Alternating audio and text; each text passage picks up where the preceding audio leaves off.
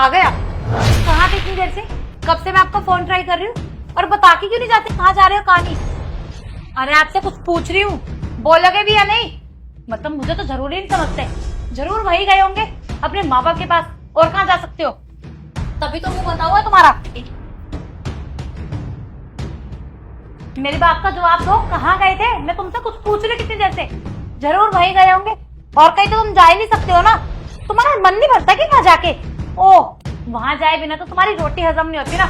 वहां जाते हो, उनसे लड़ाई करके आते हो, और कुछ कुछ सुनने की ना तुम्हें आदत हो चुकी है। जब तक वो तुम्हें कुछ सुना नहीं देते, तुम्हारी रोटी कहाँ हजम होती है? फिर आते हो मुंह लटका के यहाँ बैठकर पूरा दिन मेरा भी खराब करते हो और साथ में अपना भी। तुम ना एक काम करो, खाना लगा दो।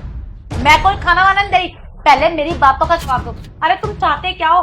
क्यों मेरी जिंदगी हराम कर रखी है तुमने? तुम्हारी फैमिली और तुम्हारे बीच ना मैं फंसी हुई हूँ। ना तो तुम मेरी सुनते हो, ना तुम्हारी फैमिली वाले मेरी सुनते हैं। अरे मैं क्या करूँ?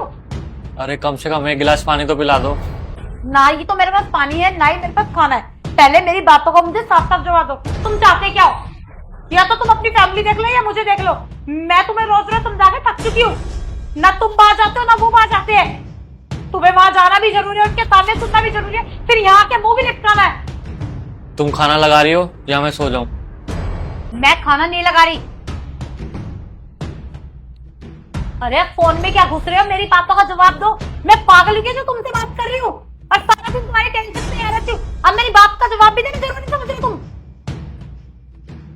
मैं तुमसे कुछ पूछ रही हूँ, देखो बहुत हो रहा है, तुम नहीं मानोगे ना। मैं तुमसे कुछ पूछ रही हूँ, आज ना तुम्हें ये डिसाइड करना पड़ेगा कि तुम्हारे लिए मैं जरूरी हूँ या तुम्हारी फैमिली। गीत, मेरे लिए ना सबसे ज्यादा जरूरी मैं था। मैं ना मरा नहीं हूं, लेकिन जिंदा भी नहीं हूं। ऐसा लगता है कि ना एक जिंदा लाश की तरह बन के रह गया हूं बस। घर पे जाता हूं तो वो बोलते हैं कि बेटा तेरी शादी हो गई है, तू बस बहू के साथ ही रहता है, हमारे पास तो मिलने ही नहीं आता।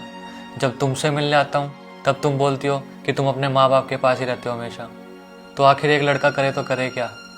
तुम्हें लगता है तुम्हारे लिए मैं अपने माँ बाप को छोड़ दूँ, लेकिन उन्हें क्या पता शादी के बाद मैं अब उनका नहीं रहा।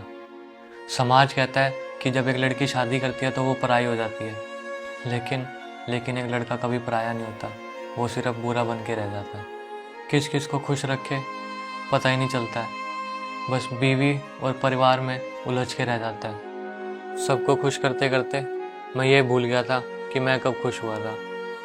और सबसे बुरा ना इस बात का लगता है कि दोनों परिवारों को खुश करते करते मैं बीच में बुरा बन गया।